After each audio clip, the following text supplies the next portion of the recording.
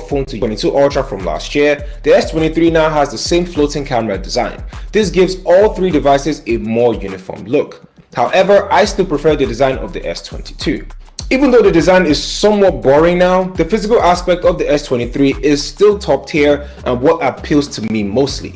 It is 6.1 inches tall with Gorilla Glass Victus 2 at the front and at the back, which makes it half of the phone is where the build quality shines the most. It has a smooth matte finish in lavender that complements the aluminum rails all around the phone.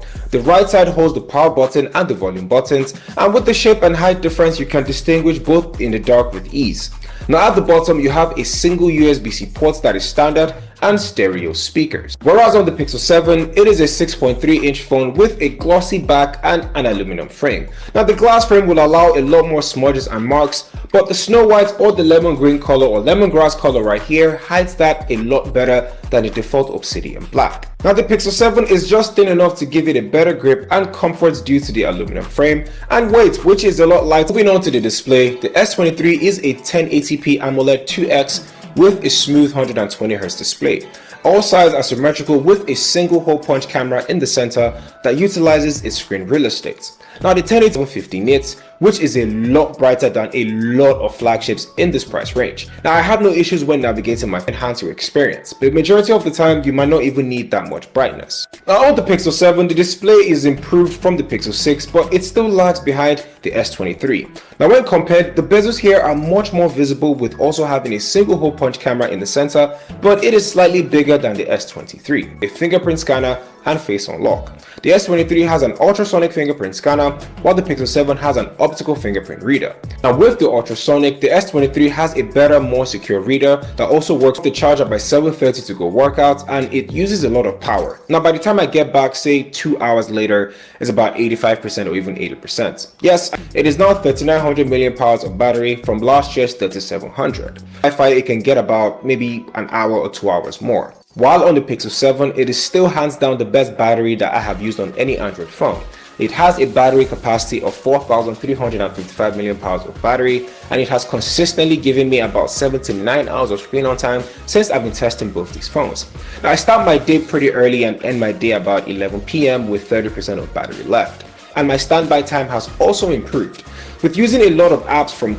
Now the software experience differs. One UI is great and it's still not my favorite Android skin at all since I started using this.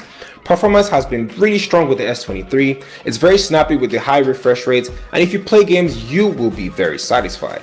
That being said, it's still early days with the S23, so we'll revisit this in about 90 days to 6, and you can design it to whatever you prefer. If you're also into applying themes and not installing over launcher, Samsung has different themes that you can choose from, especially when changing icons if the stock icons are not really your taste. Now I'm a very simple person when it comes to my home screen. I prefer a colorful wallpaper with about 3 to 4 essential icons on the front, and I then color code my apps for easier access. Now the Pixel experience coupled with Material You on Android 13 is a joy to have. Performance has been pretty great without any hiccups, and even though the Tensor G2 chip is basically the Snapdragon 865, it does way more than just the raw power like a lot of people want you to believe. The smarter, and I emphasize on smarter, Tensor G2 will bring better. The most important category on this list, the cameras. The cameras on both these phones differ a whole lot. 50 megapixel wide angle lens, a 10 megapixel telephoto lens with 30x zoom, and a 12 megapixel ultra wide lens. Whereas the Pixel 7 has a dual camera setup with a 50 megapixel main wide angle lens and a 12 megapixel ultra wide lens with no telephoto. Now on the front, it has an improved 11 megapixel. Well, it's great in terms of color and vibrancy, but I noticed the S23 became a bit saturated and was not as sharp as the Pixel 7, especially when taking pictures of much more detail and color balance on the Pixel 7, making it better for pictures. Now the S23 is not, but at the same time shooting in 8K is great, but there are not a lot